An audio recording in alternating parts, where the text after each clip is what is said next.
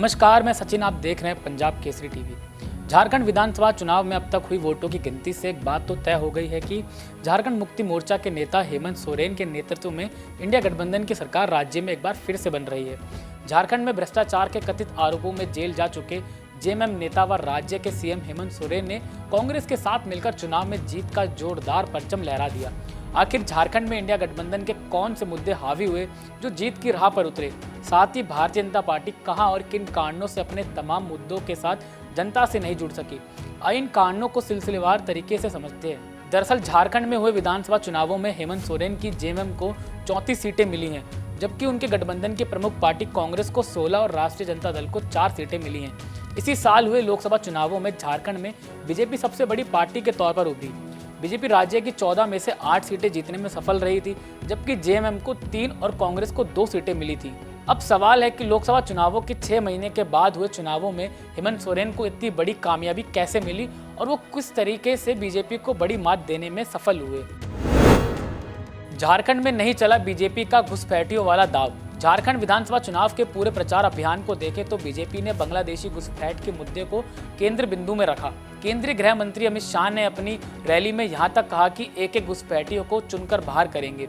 झारखंड में घुसपैठ करने वालों को उल्टा लटकाकर सीधा करेंगे। असम के मुख्यमंत्री और बीजेपी के फायर ब्रांड नेता हेमंत बिस्वा शर्मा और बीजेपी के झारखंड चुनाव प्रभारी शिवराज सिंह चौहान पूरे प्रचार के दौरान बांग्लादेशी घुसपैठियों को बाहर करने के मुद्दे उठाते रहे। प्रधानमंत्री नरेंद्र मोदी ने भी अपनी जनसभाओं में बांग्लादेशी घुसपैठ के मुद्दे को जोर शोर से उठाया, पर बीजेपी का घुसपैठिए वाला मुद्दा बिल्कुल काम नहीं आया और चुनावों में बीजेपी को मुंह की खानी पड़ी। झारखंड में चुनाव जितने बाहर से आसान दिखा, असल में उतना आसान नहीं रहा। झारखंड के चुनावों के लिए बीजेपी की ओर से पीएम नरेंद्र मोदी, शिवराज सिंह चौहान, बिस्वा शर्मा, योगी आदित्यनाथ और रक्षा मंत्री राजनाथ सिंह समेत कई दिग्गज मैदान में उतरे। इन नेताओं के तीखे तेवर पूरे चुनाव का चर्चा का विषय बने। माहौल भी बनता नजर आया, लेकिन यह वोट में तब्दील नहीं हो पाया और अंतिम में झारखंड में सरकार बनाने का बीजेपी का सपना एक सपना ही रह गया। इंडिया गठबंधन इस कारण जीती चुनाव। झारखंड विधानसभा चुनाव के रिजल्ट को आधार बनाते हैं तो एक बात है कि झारखंड की जनता को सकारात्मक प्रचार पर विश्वास हुआ। इंडिया गठबंधन की जीत में सबसे ज्यादा भूमिका मैया सम्मान योजना, किसानों के 2 लाख रुपए तक के कर्ज की माफी, बिजली बिल की माफी और सबसे अहम इंडिया का संकल्प पत्र, जिसमें आम नागरिकों के लिए लोक लुभाने वादे किए गए थे। सरना कार्ड के वादे का भी पूरे चुनावों में अहम रोल रहा। झारखंड में आदिवासी वोट काफी अहम रहा है। झारखंड विधानसभा की कुल 81 में से अनुसूचित जनजाति और अनुसूचित जाति की 26 सीटें हैं। आरक्षित सीटों पर इस बार 77% तक वोट पड़े हैं। अब तक के चुनावों मतदान का यह रिकॉर्ड था।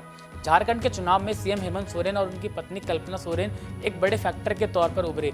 जहां आदिवासियों में हेमंत सोरेन का जेल जाना मुद्दा बड़ा बनता दिखाई दिया, वहीं बीजेपी ने जोर शोर में हेमंत सरकार को लेकर भ्रष्टाचार का मुद्दा उठाया। इस चुनाव में कल्पना सोरेन एक बड़ा फैक्टर बनकर सामने आई।